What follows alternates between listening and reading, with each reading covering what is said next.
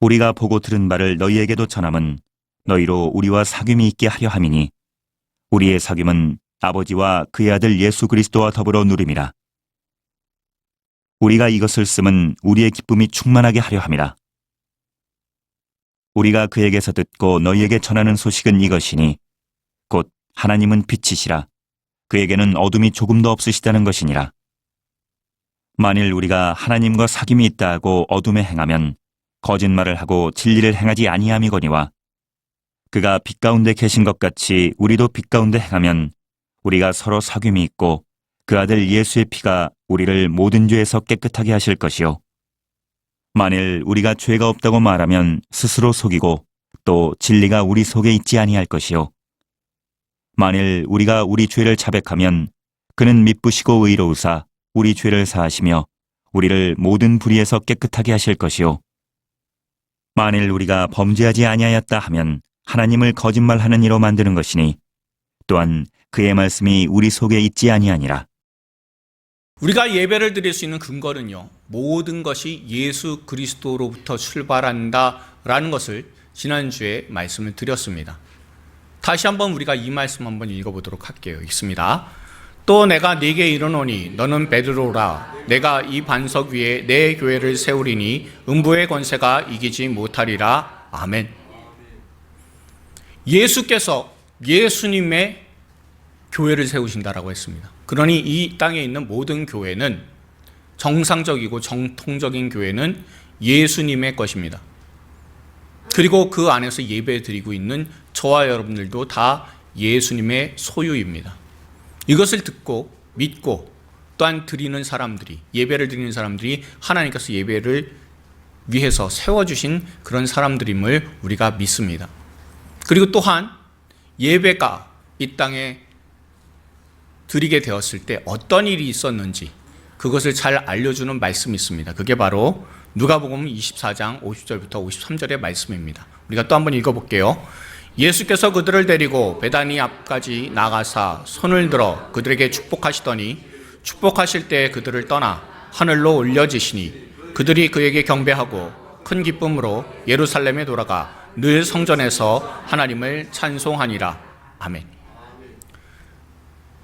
다시 말하면요, 하나님께서 예수님을 보내서 이 땅에 세우신 교회는요, 언제 세워졌습니까? 하나님께 예배드릴 때, 예배드리면서 기쁨이 충만하게 되었을 때, 그때에 이 땅에 교회가 온전히 세워지게 되었습니다.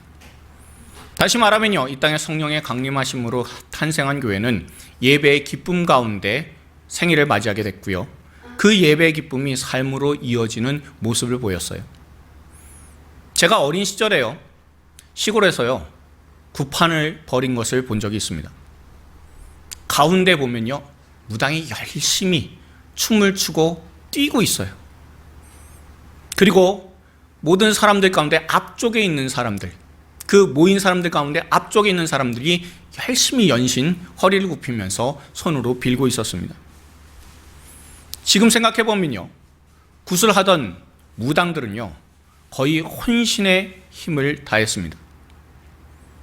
1시간 이상 혼자 뛰고 혼자 소리 지르면서 조상신에게 구슬한다라고 하고 있으니 정말 보통 체력이 아닌 거예요. 그런데 아직도 제가 생생하게 기억나는 게 뭐냐면요, 그 구판을 보고 돌아가는 사람들의 표정이었습니다. 표정이 다 무표정이에요.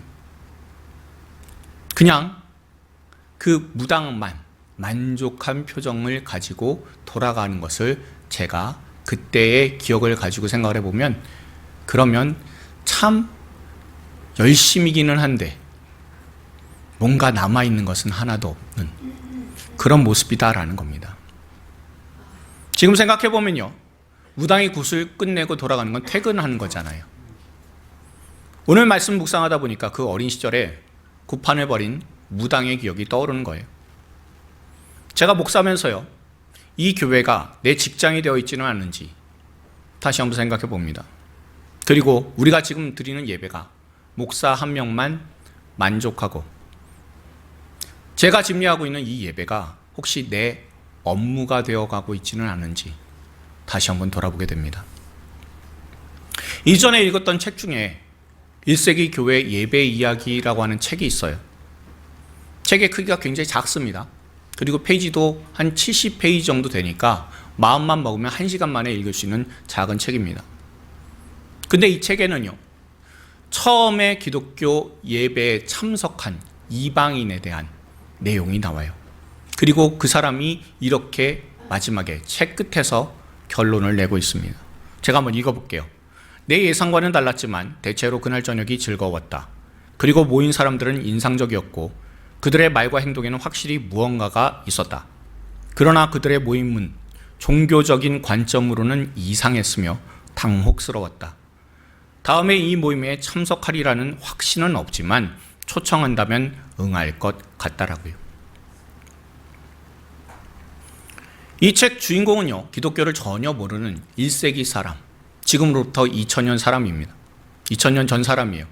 푸블리오스라고 하는 가상의 인물이 글레멘드라고 하는 기독교인이 전도해서 처음으로 예배에 참석하고, 그리고 나서 그 예배에 참석한 그것을 바탕으로 해서 이렇게 기록되어 있는 책으로 이렇게 출간이 된 내용입니다. 그런데요, 예배를 처음 드려봤는데 뭐가 없어요? 희생 제사도 없어요. 그리고 사제도 없습니다. 그러니 전혀 종교적인 모임이 아닌 거예요.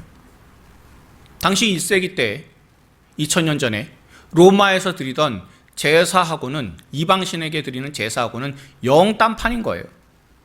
저녁에 사람들이 하나 둘씩 모이더니요, 그러더니 식사를 하더라는 겁니다. 한 주간 어떻게 지냈는지 서로 이야기를 하더래요.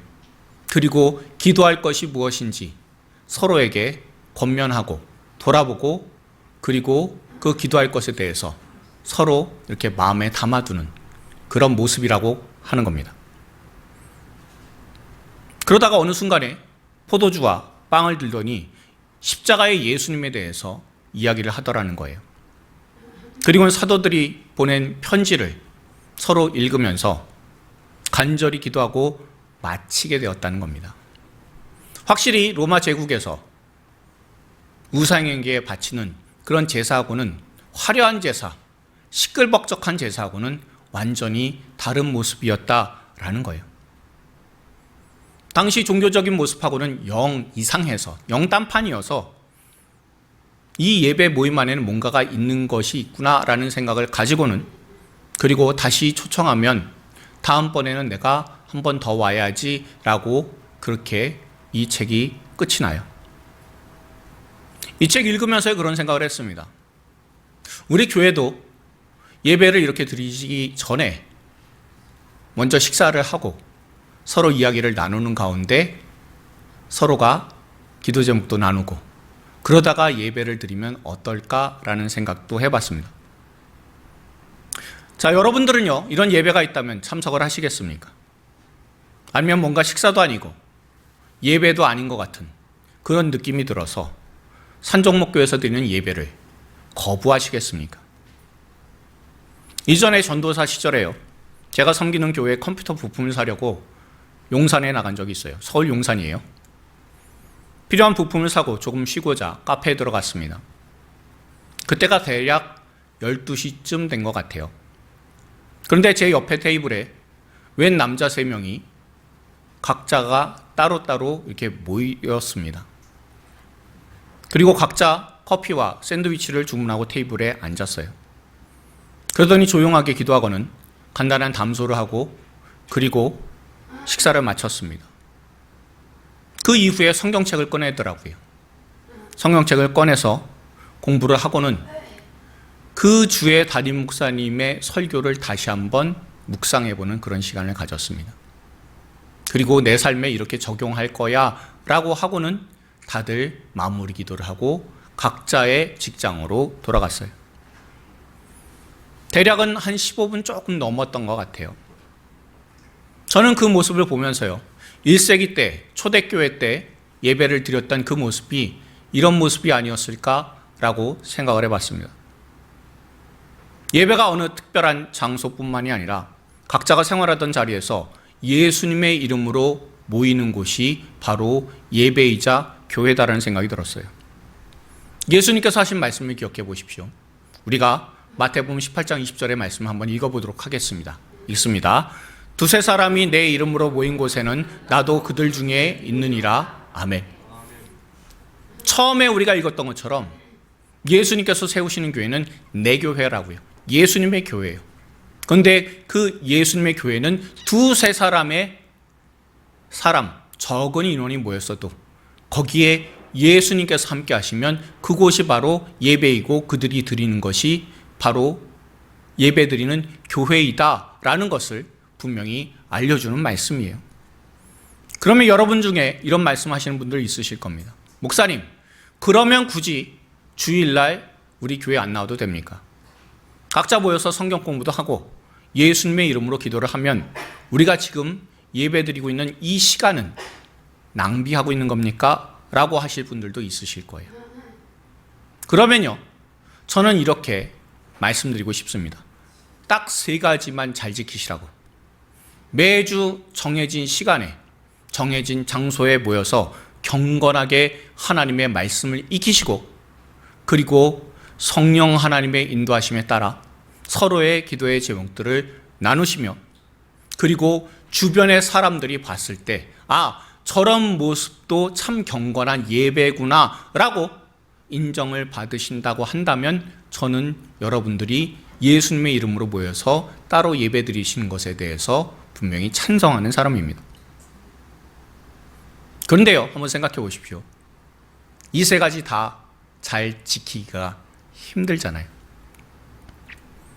이렇게 우리가 모여서 예배 드리는 것은요, 죄인이지만 우리가 구속을 받아서 장차 천국 소망을 가진 사람으로서 이렇게 구별된 장소에서 구별된 시간에 예배 드리는 것이 합당하기 때문에 우리가 이 자리에서 예배를 드리는 겁니다.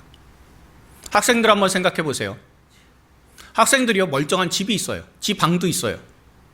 그런데 왜 도서관에 갑니까? 왜 독서실에 가죠? 이미 도서관하고 독서실은요, 자기가 공부할 수 있는 그런 환경이 조성이 되어 있잖아요. 집에서 공부하면 어떻습니까? 내가 분위기를 조성을 다 해야 돼요. 그게 사실 힘이 듭니다. 근데 도서관은 어떻습니까? 도서관에 가면, 독서실에 가면 이미 공부하는 분위기가 조성이 되어 있기 때문에 그 안에 들어가서 자기는 공부를 직접적으로 잘 할 수 있게 되는 거예요. 사실은요, 집에서 공부하는 게 가장 좋아요. 그런데 집에서 공부하면 이상하게 공부를 방해하는 게 너무 많아요. 공부도 예배도 마찬가지입니다.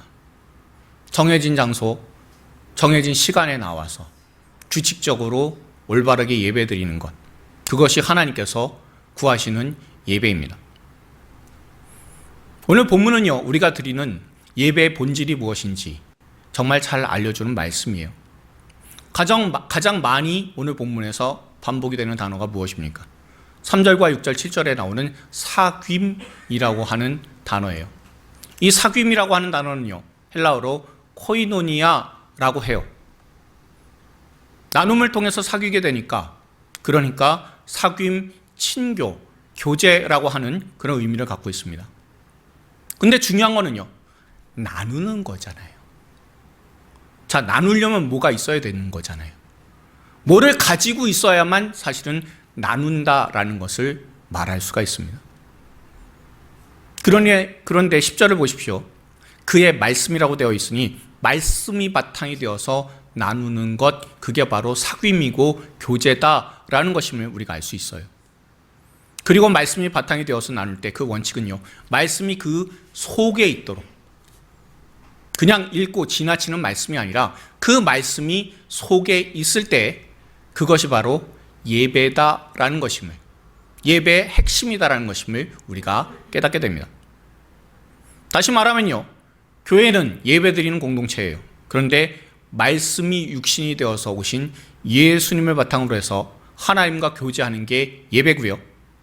예배를 통해서 예수님의 말씀이 성도 각자의 속에 남아있어야 하는 것이 바로 예배의 목적입니다. 아까도 말씀드렸지만 교회에 나오시지 않고 각자가 예배 드리실 수 있다면 그렇게 하셔도 되지만, 분명한 것은 그 속에 예수님의 말씀이 남아있어야 돼요. 예수님의 말씀을 바탕으로 해서 모이는 것이 아까 읽은 두세 사람이 내 이름으로 모이는 것이고요. 이 모임은 단순한 모임이 아니라 예배를 위한 모임이고요. 예배자가 모여서 예배드리는 교회다라는 거예요. 세상의 모임을 한번 생각해 보십시오. 한국 사람이라면 정이라고 하는 단어를 쉽게 떠올리실 수가 있을 겁니다. 함께 부대 끼면서 미운 정, 고운 정 다 드는 거 있잖아요. 말하지 않아도 서로의 마음을 알아주는 끈끈함이라는 것을 나타내는 것이 바로 정이라고 하는 단어입니다. 우리는요, 태생적으로 이 정이라는 단어 하나만 생각해도요, 깊이 있게 교제하는 것, 깊이 있게 연결되는 것을 다 마음속으로 바라는 사람들이에요. 근데 세상을 보십시오. 참 아이러니하지 않습니까? 스마트폰만 가지고 있으면요, 전 세계 누구와도 연결이 돼요. 그리고 카톡이나 SNS를 잘 보십시오. 여러분들의 휴대폰 가운데 주소록을 여러분들 보시면 대단히 많은 사람들이 있지 않습니까? 카톡을 보셔도요, 여러분들이 아는 사람들 천지잖아요.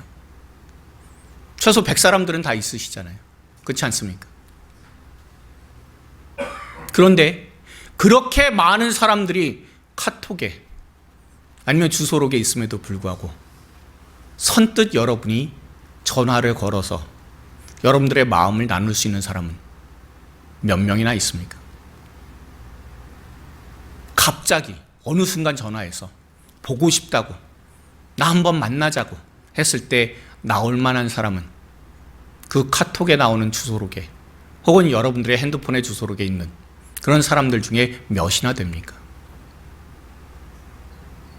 사람들은요, 여전히 관계라는 것에 대해서 목말라 해요. 마치 온갖 산의 진미가 가득한 뷔페에 초청이 됐는데 먹을 것이 없는 것과 같은, 똑같은 게 현대를 살아가는 저와 여러분들의 모습이 아닐까 생각합니다. 제가 전에도 말씀드렸지만요, 세상에서 가장 심각한 질병이 뭐라고 생각하십니까? 암이요? 치매요? 그거보다 더 무서운 질병이 외로움이라고 해요. 외로움을 질병이라고 여기고 적극적으로 대처하고 있는 나라가 영국입니다. 영국에는요, 고독부 장관이 있어요. Minister for Loneliness라고 하는 그런 직책이 있을 정도입니다. 영국에는요, 거의 한 7천만 되는 인구 중에서 약 900만 정도 되는 사람들이 평상시에 외로움을 정말 심하게 겪는다고 해요. 이 외로움 때문에 부정적인 생각을 가지게 되는 그런 사람도 85% 정도 된다고 합니다. 근데 우리나라도 예외가 아니잖아요. 점점 더 고독사라는 것이 증가하고 있는 추세입니다. 하지만 하나님께서는요, 죄인인 사람들을 위해서 이런 외로움에 대한 해답을 내놔주셨어요. 2000년 전에 이미 만들어주신 겁니다. 외로움에서 벗어날 수 있는 방법은 무엇입니까? 오늘 말씀처럼 사귀면 돼요. 참된 사귐이 있는 곳에 외로움이란 사라지게 되어 있습니다. 그래서 제가 말씀을 드린 것처럼 이 세상 최고의 복지는 돈이 아니라 이웃이라고 말씀드렸죠. 그렇잖아요. 이 세상 최고의 복지는요, 시설 잘 돼 있고 그리고 돈 많이 주는 것, 그게 중요한 게 아니라 나랑 이야기 나눠줄 사람, 이웃이 바로 최고의 복지라고 제가 말씀드렸습니다. 세상 사람들은요, 이런 외로움에 대해서 해결을 하려고 하기 때문에 동호회 같은 것들을 만들어내요. 근데 세상 동호회는요, 특별한 목적이 있기 때문에 그 동호회 모임은요, 그 목적 이외의 것을 가지게 되거나 하게 되면, 그러면 결국에는 동호회는 깨지는 경우들이 참 많이 있어요. 우리나라에 동호회 하면 어떤 동호회가 제일 많이 떠오르십니까? 산악동호회 떠오르지 않으세요? 일주일에 한 번씩 전국의 산들을 다니면서 기쁨을 누릴 수가 있잖아요. 그런데요, 이제 나이가 조금씩 들면서는 높은 산 올라가는 게 부담스러워집니다. 그리고 산행 끝나고 한 장 걸치고 돌아오게 되면 분명 마음의 스트레스는 풀 수 있을 것 같아요. 그런데 그 이후에 몸은 더 힘들어져 있죠. 그래서 그 다음날 출근하거나 일상생활을 하는데 어려움을 겪는 분들도 참 많이 있습니다. 분명 산에 오른다고, 내가 좋아하는 산에 올라간다고 가벼운 마음으로 모였는데 시간이 지나면서 패가 갈리고 서로 좋아하는 사람들, 싫어하는 사람들끼리 반목하게 되는 경우도 참 많아요. 나중에는요, 나는 경사 없이 완만한 산을 좋아하는데 자꾸 바위산 타자고 하는 사람 때문에 그래서 마음이 힘들어져서 싸우게 되는 경우들도 있습니다. 어떤 사람은 산에 단풍이 좋다고 하고 어떤 사람은 산에 계곡이 좋다고 해서 그래서 서로 갈리는 경우도 참 많아요. 서로가 성향이 다 다르다 보니까요, 서로 다투게 되는, 싸움으로 번지는 부작용도 참 많이 있습니다. 그런데 하나님께서는요, 예수님 바탕 위에 서서 예수님 말씀을 중심으로 해서 서로 사귀고 나누면 이런 부작용이 없다라고 오늘 말씀을 통해서 알려주십니다. 부작용이 없는 이유가 무엇입니까? 7절에 나와 있거든요. 우리가 7절을요, 유진 피터슨의 메시지로 한번 읽어보도록 하겠습니다. 읽습니다. 그러니 하나님은 빛이시니 우리가 그 빛 가운데로 걸어가면 우리는 서로 함께하는 삶을 경험하게 되고 하나님의 아들이신 예수께서 흘리신 희생의 피가 우리의 모든 죄를 깨끗하게 해줄 것입니다. 아멘. 세상의 모임이 부작용이 있어도 교회의 모임이 부작용이 없는 이유가 무엇입니까? 죄 문제가 해결이 되어서 그래요. 예수께서 십자가에서 피를 흘려서 돌아가심으로 말미암아 우리의 모든 죄를 용서해 주셨잖아요. 그 보혈로 인해서 우리가 모였잖아요. 예수님의 보혈이 아니면 우리가 모일 사람들 아니잖아요. 그런데 예수님의 그 보혈의 은혜와 능력으로 말미암아 전혀 상관이 없는 사람들이 이렇게 모여서 예배드리잖아요. 이 모든 것들이 다 무슨 공로입니까? 예수 그리스도의 피의 공로예요. 보혈의 공로예요. 이 보혈의 공로가 없으면요, 세상의 모임하고 똑같은 게 교회가 되고 맙니다. 다시 말하면 세상의 모임은 죄 문제가 절대 해결되지 못하기 때문에 부작용이 있을 수밖에 없다라는 거예요.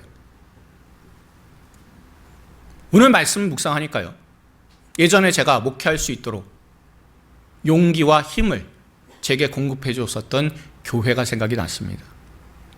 그리고 그 교회에 처음 참석할 때 그때의 제 마음이 떠올랐어요.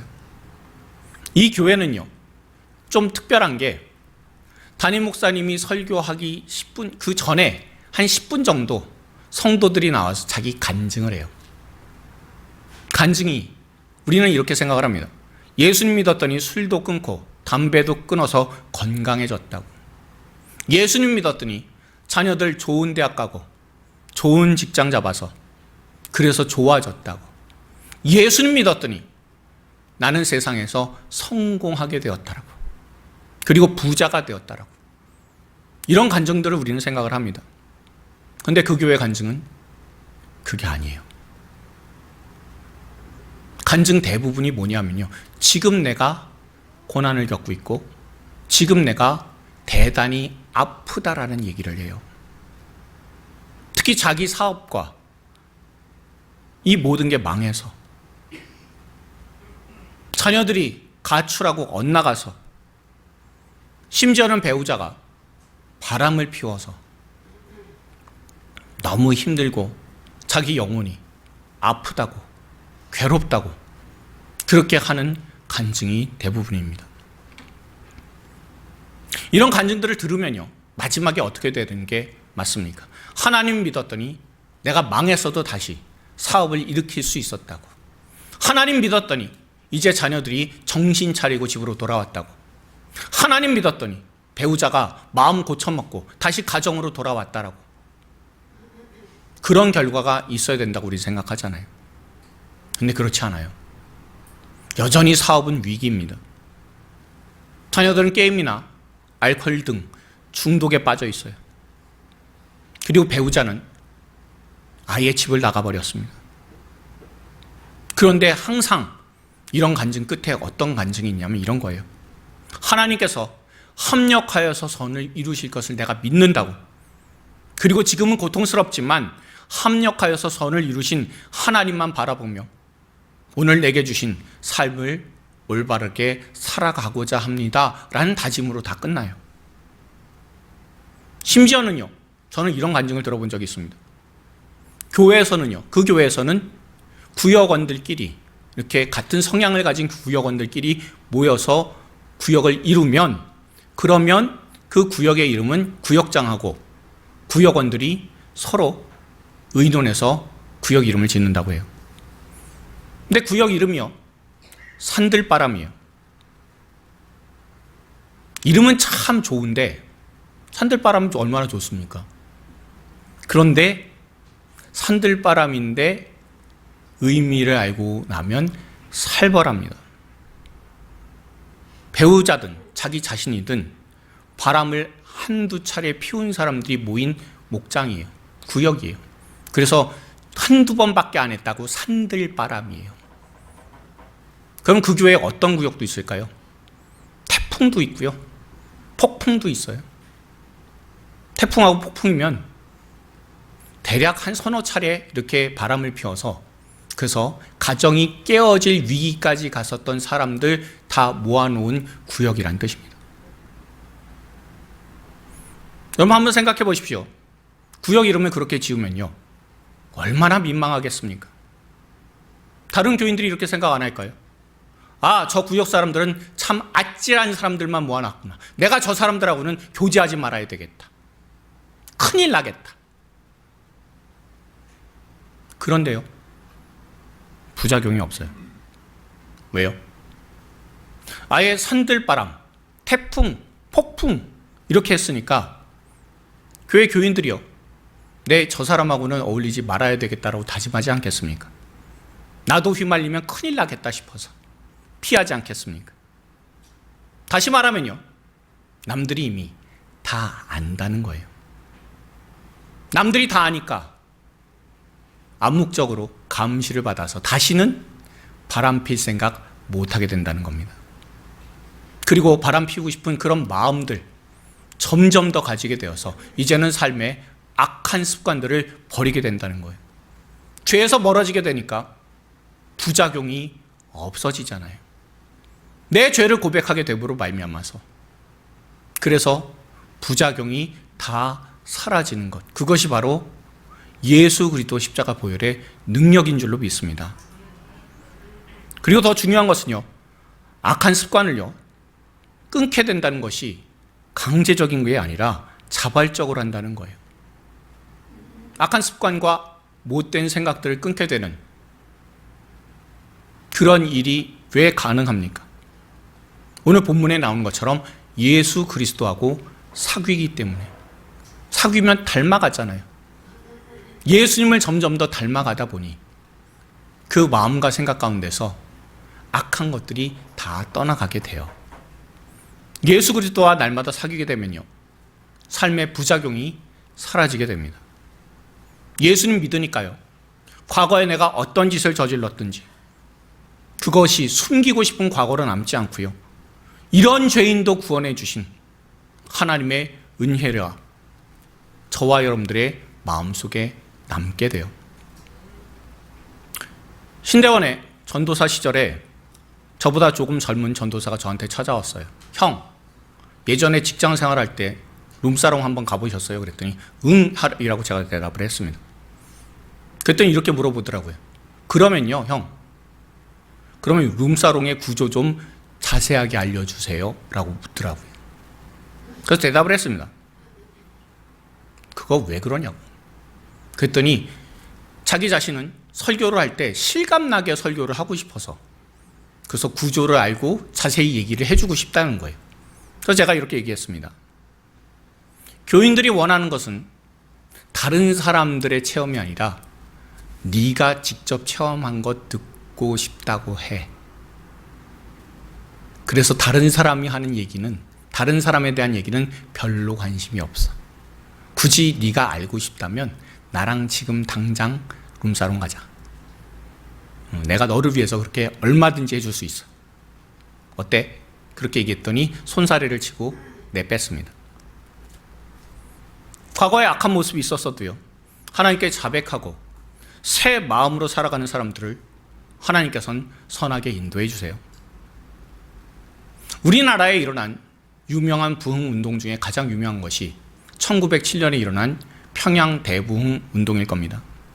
평양에 장대현 교회라고 있어요. 그 교회에서 사경회를 할 때의 일이었습니다. 그 교회 장로님이셨던 길선주 장로님, 나중에 이분이 목사님 되세요. 이 길선주 장로님이 사경회를 하는 도중에 갑자기 바닥에 대굴대굴 굴렀어요. 그리고 울면서 소리쳤습니다. 소리치는 내용은 자기 자신이 그동안 저질렀었던 죄를 낱낱이 다 토설하는 거예요. 그러자 모든 사람들이 다 같이 성령의 감동하심을 받아서 자기가 지었었던 모든 죄를 하나님 앞에 다 내려놓기 시작을 했습니다. 그리고 다시는 내가 죄와 가까이 하면서 살지 않겠노라고 다짐하고 결단을 했어요. 하나님과 사람 앞에 결단하고 선포를 한 겁니다. 그 이후에는요, 자기 자신이 사기를 친 사람이 있다면 그 사기친 금액을 다 돌려줬다고 해요. 도둑질했다면 그 도둑질한 물건들을 다 돌려줬다고 해요. 그리고 나쁜 습관은 다 끊기로 했습니다. 그리고 교회 안에 성경 공부와 기도하는 모임이 많아졌대요. 이런 모습이요, 교회 안에서만 있었던 게 아니에요. 교회 밖으로도 나갔습니다. 그래서 금주와 금연 운동이 펼쳐지게 되었습니다. 그리고는요, 이 1907년에 평양 대부흥 운동이 열매를 맺게 된 것은 여기에서 열심히 성경을 공부하고 말씀을 학습했었던 사람들이요, 나중에는 3.1 운동 때 그때의 민족의 지도자들이 많이 배출이 됐어요. 예수님께서 하신 말씀을 기억하십시오. 우리가 요한복음 4장 23절 말씀 다시 한번 읽어볼게요. 있습니다. 아버지께 참되게 예배하는 자들은 영과 진리로 예배할 때가 오나니 곧 이때라. 아버지께서는 자기에게 이렇게 예배하는 자들을 찾으시느니라. 아멘. 하나님께서는요, 주일날 1시간 이 예배 자리에 잠깐 나왔다가 다시 집으로 돌아가고 그것이 반복되는 그런 인생을 사는 사람들을 하나님 바라지 않으신다는 거예요. 하나님께 예배드리는 자는 영과 진리로 예배드린다. 무슨 뜻이겠습니까? 하나님과 하나님의 독생자 예수님과 교제하는 사람, 그 사람을 하나님께서 바라신다는 거잖아요. 예수님의 말씀을 묵상하며 그동안 나 자신이 지었었던 모든 죄들을 하나님 앞에 내려놓고 회개하고 그리고 십자가의 보혈의 은혜로 살겠다고 결단하고 다짐하는 사람들을 하나님께서는 구하신다라는 겁니다. 다시 말하면 지금 이 교회 안에서의 예배가 아니라 이 예배뿐만 아니라 일상에서의 예배를 드리는 사람, 일상의 삶이 예배가 되는 사람을 하나님께서는 찾으신다는 것이고, 그런 사람들과 교제하기를 우리 주 예수님께서는 성령을 통해서 간절히 원하신다는 겁니다. 천주교가 고백하는 사도신경의 내용 가운데 가장 많이 다른 부분이 있다면, 우리 개신교가 하는 것과 다른 부분이 있다면 성도의 교제 부분이 가장 많이 달라요. 우리는 성도의 교제라고 하지만 가톨릭에서는요, 뭐라고 하냐면 성인들의 통공이라고 해요. 여기서 성인들은요, 단순한 성도가 아니라 과거 이 땅에 있었던 모든 성도들을 의미합니다. 그래서요, 자기 자신을 지켜준다고 하는 뭐가 있어요? 수호성인이 있잖아요. 그리고 이 수호성인을 따라서 세례명을 짓기도 합니다. 그래서 세례명 가운데 베드로도 있고 안드레도 있고 그래요.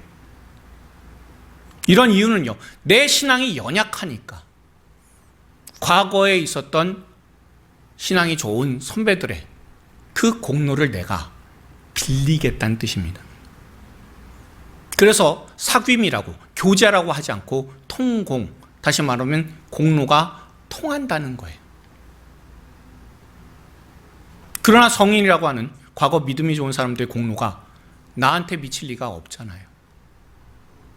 만약 과거의 믿음의 사람이 내게 그 공로를 구원받는 그 놀라운 은혜를 내게 전달할 수가 있다면 예수님 왜 필요합니까? 그렇잖아요. 과거의 신앙의 선배들 가운데 그 분들이 쌓은 업적이 그게 나한테 도움이 돼서 내가 구원을 받는다라고 해보십시오. 그럼 예수님 왜 필요합니까? 그래서요, 정상적인 기독교는요, 성인들의 통공이란 말 절대로 인정하지 않습니다. 우리는 오직 예수 그리스도의 십자가의 보혈의 공로로만 구원받는 사람들이고 예수님의 그 부활의 능력으로서 이 자리에 모인 사람들입니다. 우리와 예수님 사이에 무엇이라도 끼어들 수 있는 게 아무것도 없어요. 그런데 사람 사이에, 예수님 사이에, 그 사이에 공로가 끼어든다는 것은요, 거기에 죄가 끼어드는 것하고 똑같아요. 그리고 우리가 예수님과 사귐이 있듯이 예수님의 말씀을 바탕으로 해서 지금 온전한 마음과 내 죄를 고백하고 다시는 그 죄를 내 눈앞에 있는 성도들한테는 나는 끼치지 않겠다라고 다짐하고 결단하는 것이 바로 성도들의 교제입니다. 그리고 이렇게 교제할 때 세상의 모임처럼 부작용도 없고요, 오직 기쁨만이 있고 그 삶이 예배가 되는 길로 성령 하나님께서 선하게 인도해 주십니다. 저는 여러분들께요, 오늘 말씀을 바탕으로 해서 한 가지 당부를 드립니다. 예배 끝나자마자 식당으로 바로 가시지 마십시오. 제가 이따가 표를 하나 띄워드릴 테니까 그 표에 따라서 구역들끼리 꼭 모이세요. 모이시고, 그리고 구역장께서는요, 모이신 분들에게 2분, 3분이라도 기도해 주실 수 있길 바랍니다. 다시 한번 말씀드릴게요. 예배 끝나자마자 바로 식당 가시지 마시고 제가 보여드리는 그 표에 따라서 구역끼리 좀 모이십시오. 그리고 오랫동안 모이지 마시고 모이셨으면 구역장님께서도 간단하게 2, 3분 기도해 주십시오. 그 기도 모임을 갖고 나서 그 다음에 식사하도록 하겠습니다. 그리고 나중에 그렇게 기도 모임이 계속해서 진행이 되다 보면 마음이 열려서 내 기도 제목이 있습니다, 이것을 놓고 기도해 주십시오라고 구역장님께 부탁을 드리는 분도 있을 거예요. 그래서 그 기도 모임이 우리가 잠깐씩이라도 활성화가 되어서 믿음으로써 더욱더 은혜가 넘치게 되는, 그래서 성도의 교제가 온전하게 일어날 수 있는 우리 산정목교회가 될 수 있길 바랍니다. 이런 모습을 통해 각자가 가지고 있는 마음의 장벽들을 다 허물 수 있길 바랍니다. 성령의 은혜가 나타나서 우리가 서로 믿음으로 교제한다는 것이 얼마나 귀하고 좋은 것인지 분명히 깨닫는 저와 여러분들이 다 되기를 바랍니다. 그리고 이런 사귐의 모습, 예배의 모습이 일상이 되어서 하나님께서 저와 여러분들과 늘 함께 하시는 귀한 축복이 넘칠 수 있는, 그래서 거룩한 교제, 거룩한 사귐이 성령 하나님을 통해서 늘 일어나는 우리 산정목교회가 다 되기를 주님의 이름으로 축원드립니다. 우리 주변에 계신 분들한테 이렇게 권면해 주십시오. 우리는 거룩한 공동체의 일원입니다. 한 번 더요. 성령을 통해 성도의 교제를 이룹시다. 한 번 더요. 성령의 교제로 기쁨이 충만케 되시길 바랍니다. 네. 늘 이런 귀한 믿음이 우리 산정목교회 아래에 넘칠 수 있는 우리 모든 성도님들이 다 되기를 주님의 이름으로 축원드립니다.